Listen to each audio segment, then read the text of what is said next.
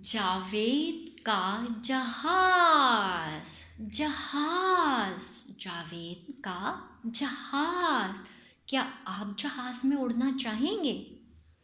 जावेद जहाज, दोनों लफ्ज़ों के शुरू में एक जैसी आवाज़ सुनाई दे रही है और वो आवाज़ है जा की आवाज़। जा जावेद, जा जहाज। और ये जो जा है, ये आपको पता है किसकी आवाज़ है? ये आवाज़ है हरूफ तहज्जी के रुकन जीम की आवाज़। जी हाँ, जीम कहता है जा, जा जावेद, जा जहाज। और जीम क्या कहता है? जीम कहता है जा जुराबें। जीम कहता है जा जूते।